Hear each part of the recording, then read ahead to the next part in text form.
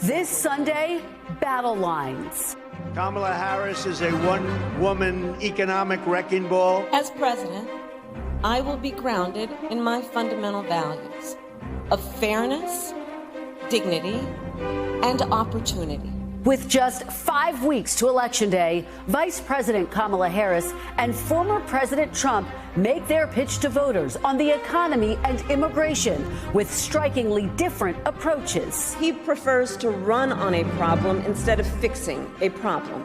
You have to get him the hell out. You have to get him out. Whose message is resonating in this final sprint? Steve Kornacki has the results of our latest poll. Plus, face-off. Are you better off now than you were 4 years ago? Senator J.D. Vance and Governor Tim Walz get ready to meet for the vice presidential debate this week. This is not about power. This is about public service. Will the VP nominees have the last word before Election Day? My guest this morning, Republican Senator Marco Rubio of Florida and Democratic Senator Mark Kelly of Arizona. And fight for justice.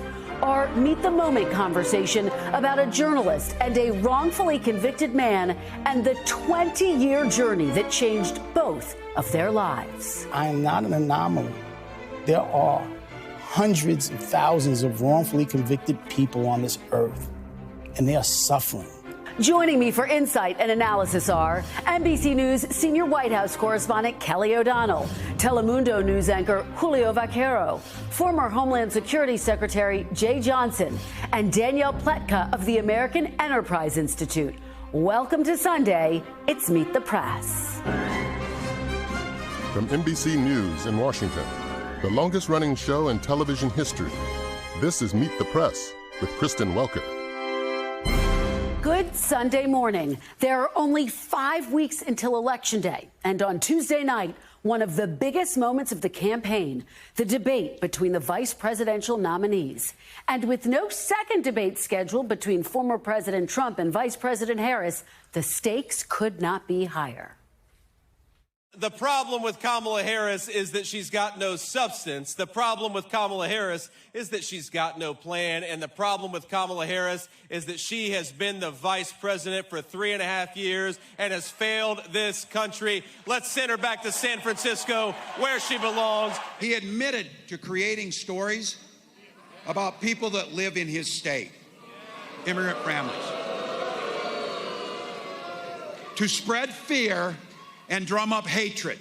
They're probably not telling the truth about a lot of things if they're not telling the truth about that. The vice presidential face-off comes against a fraught backdrop both nationally and on the world stage. At the forefront, the assassination of longtime Hezbollah leader Hassan Nasrallah in Israeli airstrikes in Beirut on Friday. NBC News has learned that officials in the Biden administration felt blindsided by the strikes, according to current and former U.S. officials. At home, Hurricane Helene is leaving scenes of devastation across the southeast, from Florida to North Carolina, Georgia, and beyond. Millions are without power. Dozens have been killed, and the death toll is still rising. On the campaign trail, both nominees blanketed key battleground states. Vice President Harris making her first trip to the border as the nominee, again attacking former President Trump for killing a bipartisan border deal. It should be in effect today, producing results in real time right now for our country. But Donald Trump tanked it. He picked up the phone and called some friends in Congress and said, stop the bill. Because, you see, he prefers to run on a problem instead of fixing a problem. For his part, former President Trump is escalating his rhetoric against migrants and attacking the vice president. I will stop all migrant flights immediately. They should stop them tonight. She can do that. Just sign one little page saying stop the migrant flights. But she won't do that. They're infecting our country. She's taken in the worst of those people, the killers, the jailbirds, all of the worst of the people. She's taken them in. And then I have to sit there and listen to her last night. Now, as both candidates focus on immigration, we've got brand new polling this morning. I'm joined by national political correspondent Steve Kornacki to take us through the new NBC News Telemundo CNBC poll of Latino voters. Steve, break down these numbers for us. Yeah, Kristen, some interesting stuff here. Again, we see every 4 years the Latino vote becomes a bigger and bigger share of the overall electorate. Well, among Latinos, our poll shows Kamala Harris leading Donald Trump 54 to 40%. Now, for some context, this is a little bit better for Democrats than they were doing among Hispanics when Joe Biden was their candidate. But I think the bigger story here is historically, 54 to 40 now is a 14-point advantage for the Democrats. Take a look back at the last three presidential elections, and these were the results in the exit polls among Hispanic voters. That 14, look at that cut there, almost 20 points less than just 4 years ago. And 4 years ago, we were saying Donald Trump had made inroads with Hispanic voters. This suggests that that has continued apace. So what is driving this shift? Well, we see a few big gaps here. A gender gap. Familiar with this one, certainly. Men tied when it comes to this race. Women, a 26-point advantage. Again, among Hispanic voters here, there's a gender gap, as we see with polls of overall voters. Also, age, a big factor here. Look at this. Voters over 50, Hispanic voters over 50, almost a 60-point advantage for Harris, and she's barely leading with Hispanic voters under 50. In fact, among men under 50, Donald Trump actually leads in our poll by 9 points, 9-point advantage there. Men under 50 for Trump. We also see an education divide. Again, we talk about this a lot when we're talking about the overall pool of voters, too.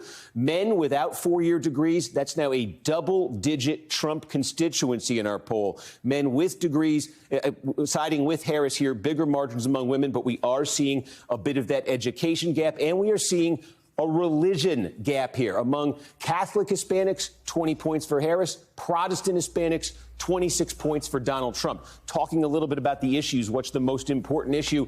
We asked in this poll, abortion clocking in there, and Kamala Harris, big advantage. We see that being competent and effective. Kamala Harris leading there as well. But then the biggies. These are the ones that Hispanic voters are saying are the most important to them. Economy, small advantage, Trump. Inflation, 9-point advantage. And how about that? On the border and on immigration, Donald Trump with a double-digit advantage, 13 points in our poll when asked who would be better on this issue. Hispanic voters are saying it's Donald Trump. And that is part of a broader shift here on basic attitudes among Hispanic voters toward immigration. Look, when Donald Trump first ran in 2016, 69% of Hispanics said immigration helps the country more than it hurts. That's come down to 62, and the number who say it hurts more than it helps, all the way up to 35%. There's something bigger and broader going on here, and I think you could see it finally with this. We ask a basic question of Hispanic voters: which party do you more identify with? 37% now say Republicans, 49% say Democrats, but again, look at how this has shifted in just the last dozen years. In 2012, this was a 41-point advantage for the Democrats. It has come all the way down to 12 points, Kristen, a 29-point drop in terms of that gap there on which party Hispanics identify with in just 12 years. The historical data really tells the tale there. Steve Kornacki, thank you so much. Got it. And joining me now is Republican Senator Marco Rubio of Florida. Senator Rubio, welcome back to Meet the Press. Thank you.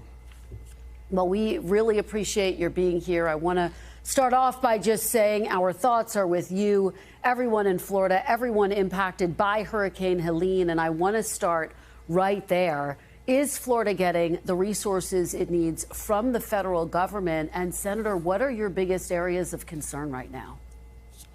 Well, in any one of these storms, the number one thing you want is to have power back up and the roads open. And the state's done a great job of getting the roads cleared and opened. Power obviously is more difficult. It depends on different places. But we were at 1 million people without power. I don't know what the numbers are this morning, but they had dramatically dropped last I checked last night. There are some parts of our state, I think about Cedar Key, for example, beautiful place. People love going there. It's tough to get there right now, but from all reports, obviously, it's unfortunately been pretty much wiped out. So there are some coastal areas, some of which are now facing their third storm in the last 12 months. As far as the resources, look, it's a state obligation. The state steps forward. If the state needs anything to give to local communities, that's where FEMA comes in. And then we're hoping to get a major declaration here today from the White House that will open up individual assistance to more counties so that individual people who have been displaced and have nowhere to live will qualify at the individual level for assistance in the short term while they get their lives back together. But obviously our thoughts are also with people in Georgia and across the southeast who have also been impacted by this storm as it made its way through those states as well. Well, and again, our thoughts are with everyone as this cleanup and recovery mission continues. Senator, let me turn to the other big news this weekend. Of course, out of the Middle East, the revelation that Israel has killed Hezbollah, confirming its leader Hassan Nasrallah. NBC News confirmed just this morning that Israel used a U.S.-made 2,000-pound bomb in the strike that killed him. You are vice chair of the Senate Intelligence Committee. How do you expect Iran to respond, and how concerned are you that this could ultimately lead to a wider conflict between Israel and Iran, Senator? Well, I think if Nasrallah was still alive, the threat of a broader conflict is even higher. This is the guy who cheerfully said, death to America, death to Israel.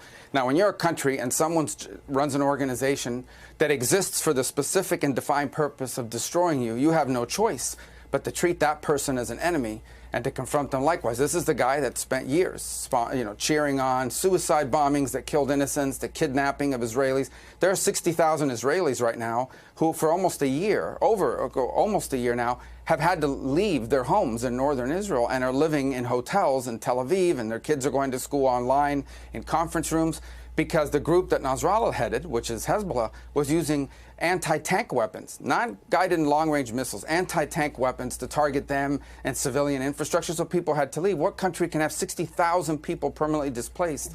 And that's what this issue with Hezbollah is all about. Israel wants a 6 to 10-mile buffer between itself and Hezbollah, so they can't be using these shoulder-fired rockets to target cities and civilian communities, so people can move back to their homes. And Hezbollah refuses to pull back. It continues with those attacks. And so Israel has no choice but to defend itself.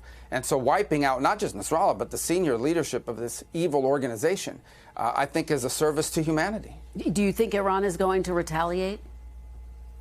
Well, I think Iran is constantly looking to hurt Israel, and they seem to be willing to fight to the last Hezbollah member or the last Shia militia member.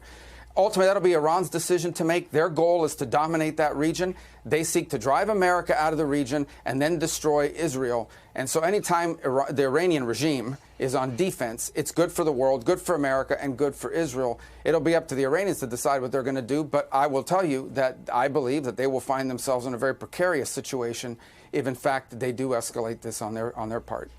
Let me ask you about former President Trump's policies as it relates to Iran. Just this week, he signaled he was open to potentially trying to strike a deal with Iran. Of course, he vowed to do that during his first administration when he ripped up the Iran nuclear deal, which did have guardrails to try to prevent Iran from developing a nuclear weapon. Trump said that didn't go far enough. He wanted a better deal. That's why he ripped it up. Take a listen to a little bit of what he had to say, Senator. At a certain point, they're going to call me and they're going to say, let's make a deal. No preconditions. No. They want to meet, I'll meet. Anytime they want. We'll be good to them. We'll work with them. We'll help them in any way we can. But they can't have a nuclear weapon. We must also make a deal that allows Iran to thrive and prosper and take advantage of its enormous untapped potential. Senator, why didn't he get a deal done? And why should Americans have confidence that he would be able to get a deal in a second administration?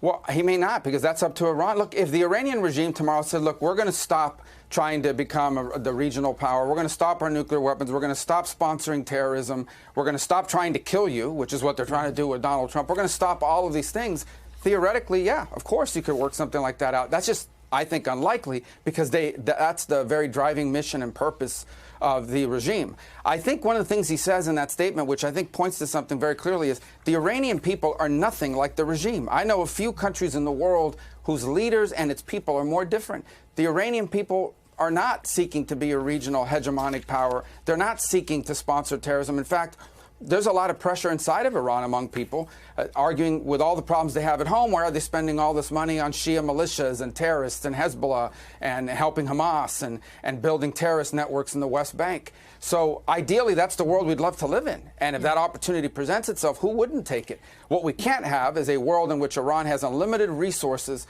to continue to sponsor terrorism, build towards nuclear capability, and build these long-range rockets and missiles that they now have and have developed just in the last few years. years that threaten not just Israel and the entire region, but ultimately the United States. Well, and Senator, just following up on that point a little bit, Iran has been supplying Russia with weapons in its war against Ukraine, including drones, Correct. including short-range ballistic missiles. And yet Donald Trump will not say that he wants Ukraine to win the war. Are you concerned about the message that that sends to Vladimir Putin and the supreme leader? No, because I think, unfortunately, I'm not on Russia's side, but unfortunately the reality of it is that the way the war in Ukraine is going to end is with a negotiated settlement. And I want, and we want, and I believe Donald Trump wants, for Ukraine to have more leverage in that negotiation. But in order to be in a position to be a broker who can bring about that agreement, I think he's going to preserve what he says. He approaches these things as someone not in politics or diplomacy, but as someone with a background in business. It's not going to be easy to do, but at least there's a defined goal. The Biden administration has not defined what victory means in Ukraine. They have not defined this is what victory looks like. And if you press them, they will tell you what I have just said to you, which is the way this conflict ultimately ends is with a negotiation. And so I don't know why we can't just say that. And we hope that when that time comes, there is more leverage on the Ukrainian side than on the Russian side.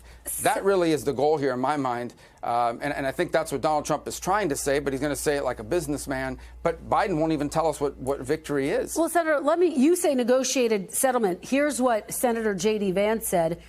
He said effectively that he would like a peaceful settlement that, quote, looks something like the current line of demarcation between Russia and Ukraine that becomes like a demilitarized zone. President Zelensky says that plan is too radical, that it's basically appeasement. It means Russia would get to keep the land that it's illegally claimed. Do you agree that that sounds radical?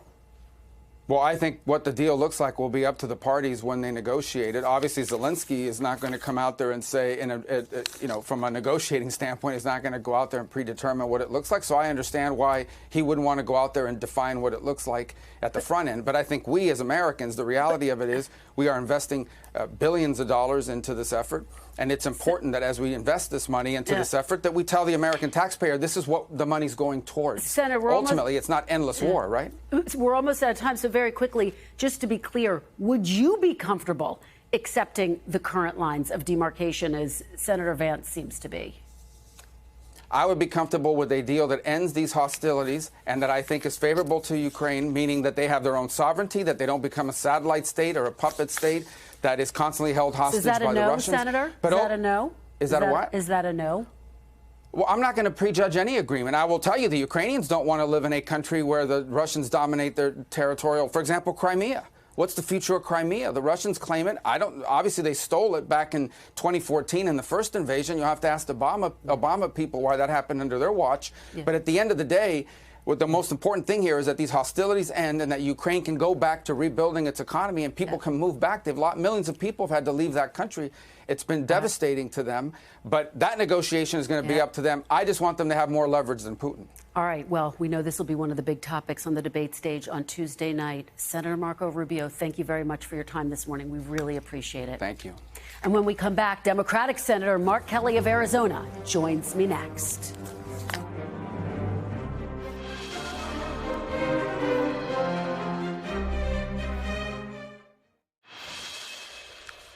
Welcome back. And joining me now is Democratic Senator Mark Kelly of Arizona. Senator Kelly, welcome back to Meet the Press. Thank you for having me on, Kristen. It's great to have you back. I do want to start with the Middle East, the death of Hezbollah's leader Hassan Nasrallah. You just heard me discussing this with Senator Marco Rubio. Are you bracing for Iran to retaliate? Well, I think the IDF sent a powerful message to Hezbollah, and I was listening to what Senator Rubio had said, and I couldn't agree with him more. I mean, Israel needs to get its population back, to the northern border, and this has been a really challenging situation that they've been faced with, and they've got to, do something about it. It's good Nasrallah is dead. He's a terrorist. He's killed so many innocent people, and that needs to be addressed, and it has been addressed. And the Iranians, they're involved in this already through the Houthis and their other proxies and through Hezbollah. So I think the message has been sent. And my hope is that there is not further conflict in the northern part of Israel. I want to talk to you about big picture a little bit, Senator, the way in which Israel has been conducting this war. You and I discussed this back in May, and here's what you told me. They have to do a better job. I want to see some changes here, and I've talked to the ambassador, the Israeli ambassador, Michael Herzog, about this specifically, that if we don't see some changes, I think it is appropriate to put conditions on some of this aid. So you told me there, Senator, Israel has to do a better job. Have they, since you first told me that back in May? Well, we continue to have this discussion with the Israelis. I talked to Israeli leadership about this and have made it very clear to them that the type of weapons they use and where they use them, it matters, and it matters a lot. This is a dense urban environment. In my background as a naval aviator, flying in combat over Iraq and Kuwait, it's a challenging situation to be able to take out a target where there is a civilian population. But this is a terrorist organization they're dealing with. Hamas is responsible for initiating this conflict with what happened about a year ago on October 7th. So we continue to talk to our allies, Israel, about how they're conducting this operation. Hey, civilian loss of life is tragic wherever it happens. And, the Palestinian people that live in Gaza, they're not Hamas. There are Hamas terrorists there that Israel is focused on eliminating because they cannot have this threat so close to their border. Senator, but it's a continuous discussion. Senator, you said, just to be very clear, I think it's appropriate to put conditions on some of that aid if you don't see some changes. It sounds like you are not at that point yet where you want to see aid conditioned. Do I hear you accurately? Yeah, that's correct. We continue to talk to them. I've seen some positive responses from them when I have specifically asked them to do things differently. Here's an example. I mean, the use of guided munition with a Mark 80 series bomb, you could hit a target very accurately. If you're using naval gunfire, that doesn't work so well. I've had those discussions. We see more of use of guided munitions, JDAMs, and we continue to provide those weapons. That 2,000-pound bomb that was used, that's a Mark 84 series bomb to take out Nasrallah. That was a guided, I'm pretty confident that was a guided weapon that was used in that case. All right, let me ask you about another topic. You were with Vice President Kamala Harris when she visited the border on Friday. Harris has said she would extend President Biden's executive actions that restrict asylum. She would ramp up prosecutions against those who cross the border illegally. Do you support those actions, Senator? I was with the vice president a couple days ago at the border. It was great to have her there. It was a really good trip. She got to meet with elected leaders, talk about these issues specifically and how it affects Arizona, the state of Arizona. Hey, she's a prosecutor. She's a border senator, a border attorney general. She knows how to handle these issues. The executive actions that the White House took, I mean, they had to take these executive actions because Donald Trump told Senate Republicans that they were not allowed to work out a deal with Democrats. We actually had the deal, and then he told them that they had to walk away from this because Donald Trump doesn't want to solve this problem. He just wants to talk about problems. So, yeah, I mean, she's prepared on day one to deal with this issue. She said she would sign that legislation into law. It's up to us in the Senate, myself, Senator Rubio and others to bring that legislation back and send it to her desk. Let me read to you what some immigrant rights groups are saying. As you know, they sued the Biden administration for restricting asylum, saying these policies are, quote, cruel and ineffective. What is your response to those who argue that Vice President Harris's actions would seriously infringe on the right to asylum and that they are inhumane? Well, let me first start with what's inhumane, and that's Donald Trump taking children away from their parents. That's not the situation here. I mean, she is trying to manage and will try to manage a situation at our southern border that often gets chaotic and can get to a crisis level. And that's not safe for migrants. It's not safe for Border Patrol agents. It's not safe for the communities in southern Arizona. So she's committed to working on this issue.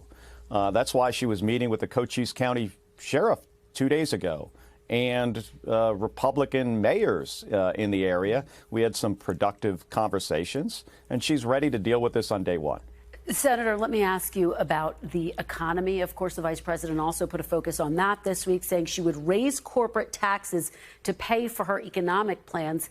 Experts estimate her plans could cost about $1 trillion. The Nonpartisan Tax Foundation estimates that raising the corporate tax rate to 28%, which Harris has proposed, will cost jobs, reduce wages, and hurt economic growth. Do you support raising the corporate tax rate to 28%? Well, I think it got lowered too much under Donald Trump's tax plan, where he also, by the way, gave a giant tax cut to billionaires like himself. So is that a yes, friends. Senator? Is that a yes? Let me say something about. I think it's worth looking at. Donald Trump added trillions of dollars to the deficit. His Project 2025 plan is going to raise costs for families $4,000. It's according to economists. This isn't coming from me. According to economists, it's going to trigger a recession, high inflation. Costs are going to go up for the American people. I mean, that's Donald Trump's plan. Kamala Harris is focused on bringing down costs for Americans and American families, on child care, on health care, on prescription drugs. She cares about families. Donald Trump cares about billionaires. He's made that perfectly clear in his last administration. And I expect, and his plan, Project 2025, pretty much says he's going to double down on what he did previously. All right. Senator Mark Kelly, thank you so much for your insights this morning. We really appreciate it. When we come back, just 5 weeks until Election Day, and the race is still neck and neck. The panel is next to break it all down.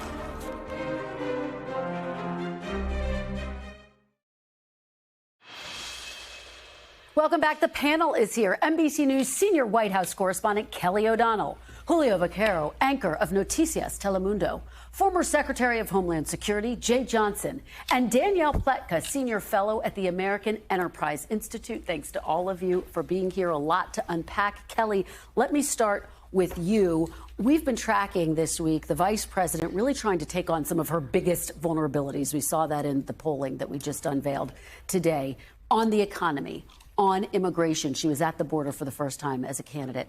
What do you make of her strategy? What do you expect moving forward? They are making a very intentional strategy to take on some of these vulnerabilities and have a counter message that is aggressive. So they are now looking at immigration as public safety. Republicans view it that way. They are trying to do that. So you hear the vice president talking about more border agents, more technology, drones and equipment to help, and also the border bill that she wants to tie to former President Trump and to make him be responsible for that bipartisan bill not going forward. So looking for ways, they believe, from other elections that have shown them to take a message that might be a vulnerability and to get aggressive about it. And so we see that specifically on immigration and to some degree on the economy, too. And Julio, it's a fascinating strategy because, of course, our polling tells the tale in part of why this is a vulnerability for the vice president. Trump gets higher marks with Latinos on the issue of immigration. Harris is still leading with Latinos broadly, but not by nearly as much as we have seen Democratic candidates in the past. For example, back in 2016, Trump won by 40 points with Latinos. Yeah, absolutely. I think that is the headline. We've seen this Latino support to Democrats coming down. And I mean, Latinos are such a complex, dynamic, diverse group. It's difficult to understand them. I sometimes wonder if there's such thing as the Latino vote. Right. It's such a diverse group. But some things are true. One of them is they are losing support. Democrats are losing support. They should be concerned. This is an erosion since Donald Trump came into play. Number two, Latinos are really becoming a more important group because they live in very important states right now, swing states. And then also this shift on immigration that you were talking about, Kelly. Vice President Harris not talking about an immigration reform from a Democratic perspective. And I remember being at the Republican convention, talking to the Latino delegates on the floor, holding those signs. We all remember mass deportations now, asking them what they thought about it. Most of them don't feel President Trump is talking about them when he talks about migrants contaminating the blood in the country. Yeah, Secretary Johnson, how do you see this issue playing out with the vice president at the border? You know, Julio makes the good point that this conversation for Democrats used to really revolve around a path to citizenship. Certainly under the Obama administration, that was one of the big focuses. Boy, has it shifted. She's talking about enforcement. She's talking about border security. It's amazing to me how the equilibrium on this issue has shifted dramatically to the right, where the dominant discussion around immigration is on border security. I think that the message she sent on Friday was, I'm a former law enforcement officer. I've spent much of my career as a law enforcement officer. I will enforce the law. I will do what it takes to secure our border. But fundamentally, two things have to be true at once. There are two policy objectives that have to be true at once. One, secure the border, but also be fair and humane when it comes to people who are here, people who have lived here, brought here as children, who've been here for decades, who are de facto Americans. Let's give them an opportunity to be accountable. Let's take care of the DACA recipients. Two things have to be true at once. And I think she's doing an effective job of blunting any suggestion among swing voters that she will be soft when it comes to border security. Danny, how do you see this issue playing out, including and particularly on the debate stage Tuesday night, where this is undoubtedly going to be a big topic, right? Right. Well, this is a topic where the Republicans are leading, are leading even with Latinos, which to me, I have to say about this poll, we were talking about this in the green room before. I love this poll because it really suggests to me that this is not a separate part of our country. This is not some separate group. These are Americans. They have views just like, there's no difference in this sort of DEI world where we wanted to separate people out by race and color and origin. I just love that this is a melting pot poll. So that first.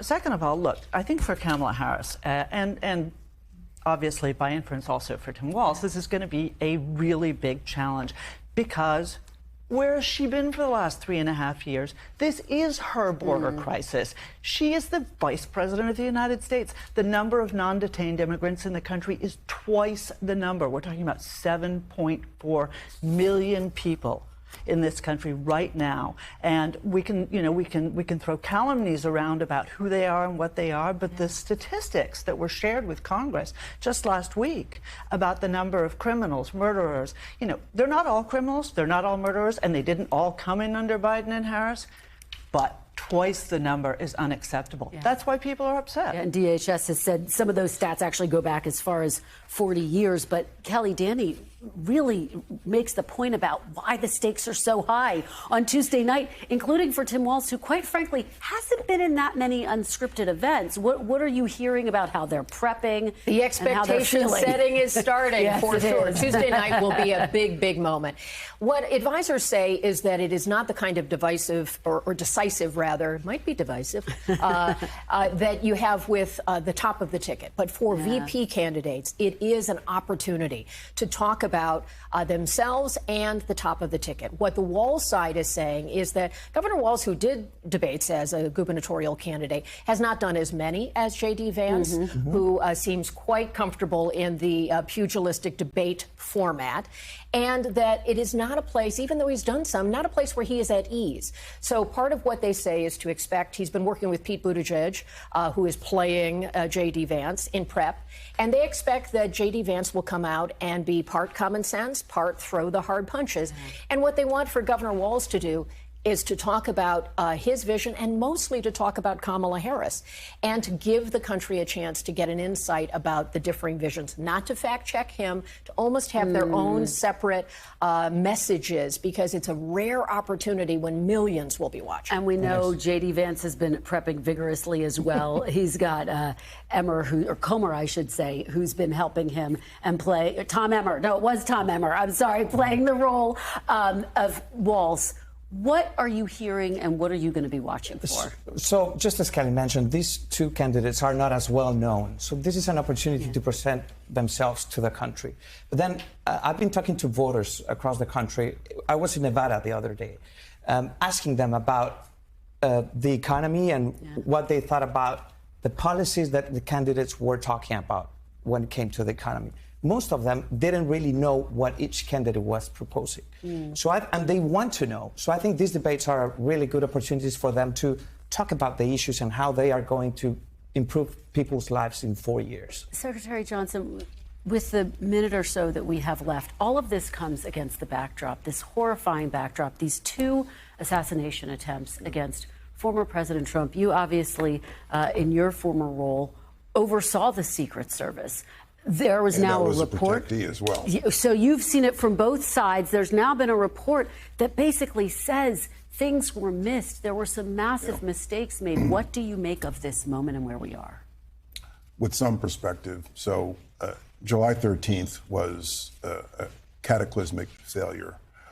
Rule 1 is communications. Everybody has to be on the same frequency. When you're protecting someone, Secret Service is in charge, but you have to be on the same frequency with local law enforcement. That was a failure. The incident on the golf course, the agent did his job. The agent spotted this gunman and fired at him. Larger picture, we have to remember that the Secret Service has to bat 1,000 every single day. This past week, they just pulled off UNGA, massive security operation, and from all appearances, what they did was flawless. All right. Thank you all so much. Really appreciate the great conversation ahead of the VP debate. When we come back, what will be the impact of the vice presidential debate? Our Meet the Press Minute has some answers next.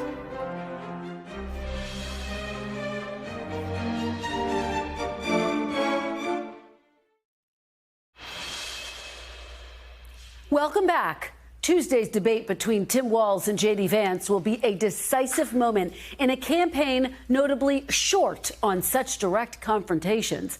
And while some of the cycle's rhetoric suggests a more personal clash between the candidates, vice presidential debates weren't always marked by this level of tension. In an interview on Meet the Press 3 days after her debate, Geraldine Ferraro responded to criticism that she wasn't forceful enough in challenging then Vice President George H.W. Bush as questions swirled around President Reagan's mental fitness. The debate on Thursday night, people were saying to me that I was subdued and I should have been feisty Ferraro. What I wanted to do was I wanted to convey to the American public who I am and what I'm about and whether or not I can be a leader, leave the conclusion to them.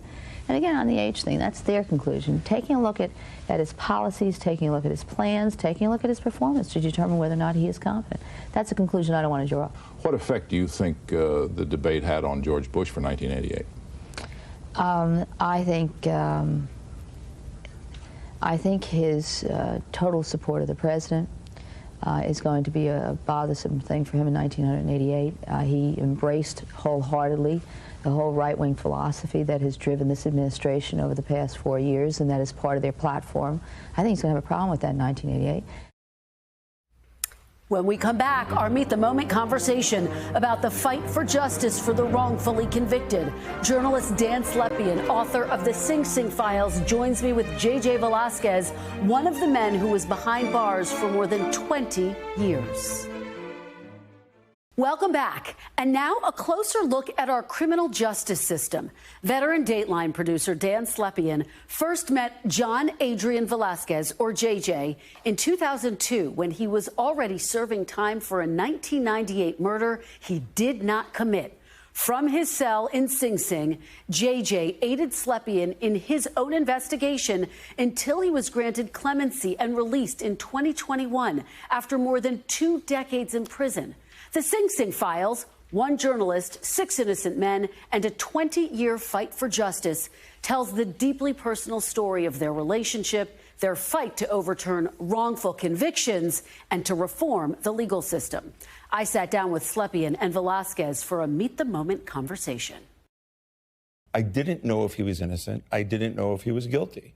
And I said to him what I say to everybody who says that they're innocent to me. I said to him, look, I don't know if you're guilty or you're innocent.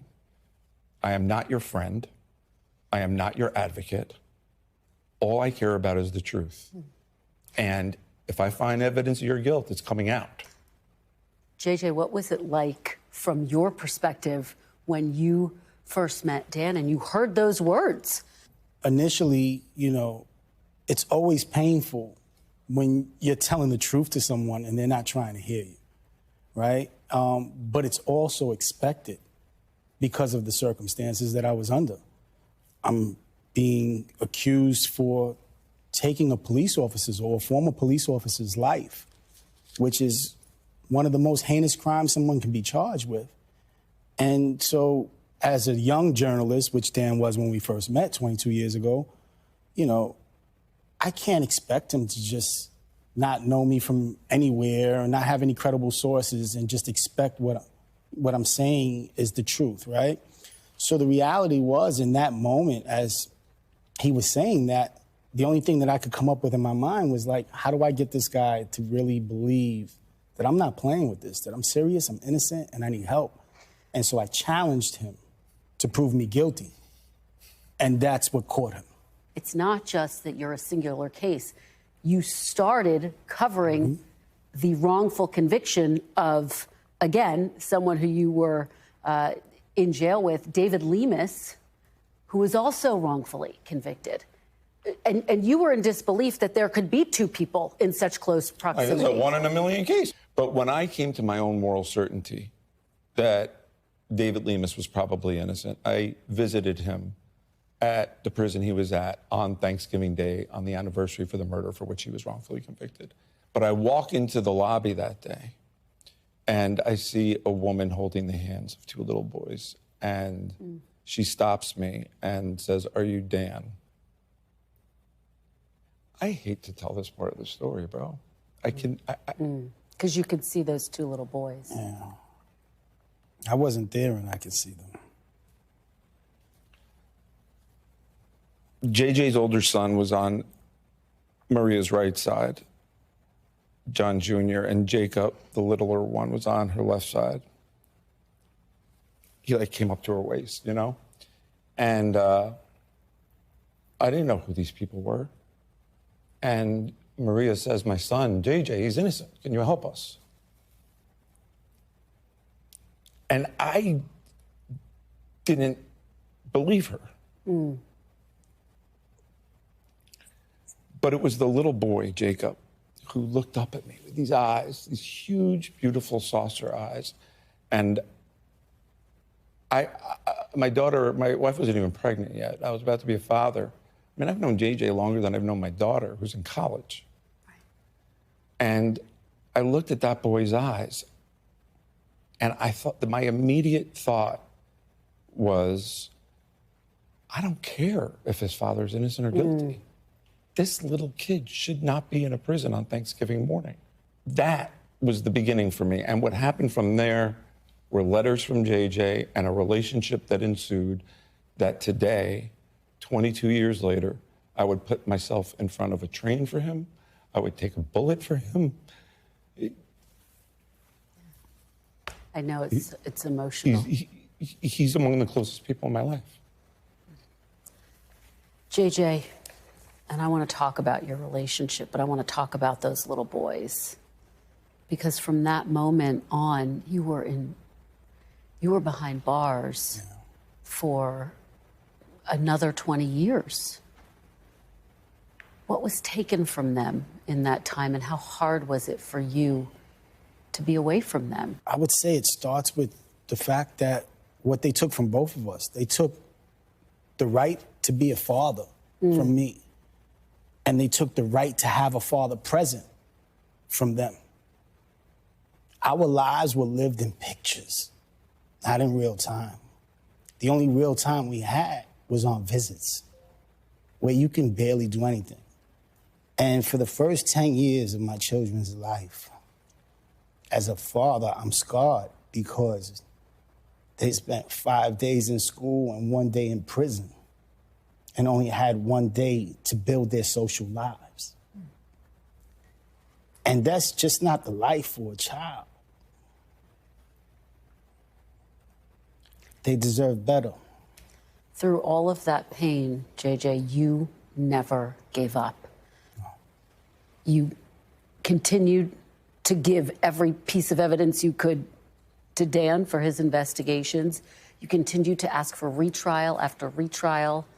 You were never granted freedom at that moment. How did you keep going? Hope, Purpose. During the early part of my incarceration, I read this book by Viktor Frankl, and it's called Man's Search for Meaning.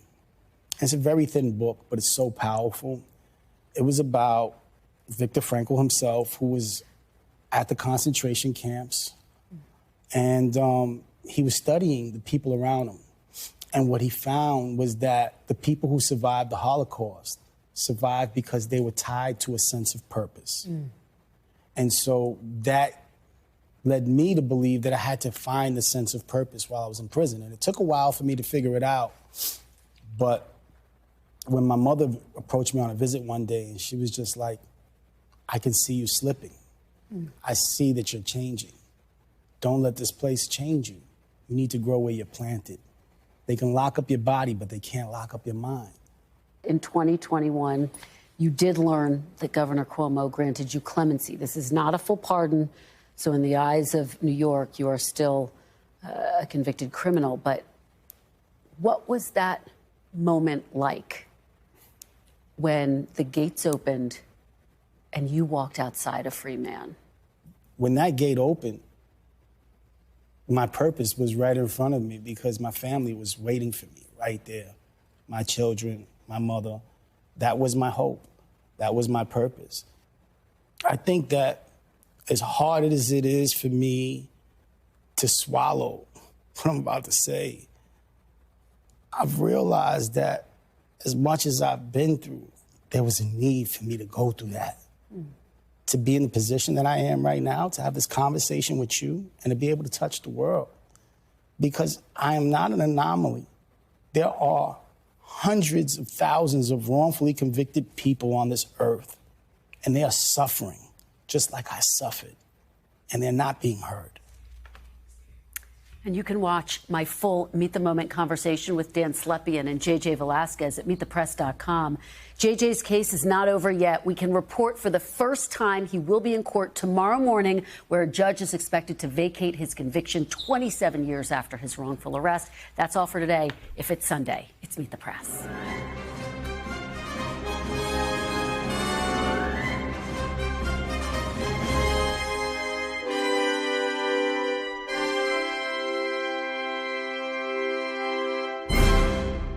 Thanks for watching. Stay updated about breaking news and top stories on the NBC News app or follow us on social media.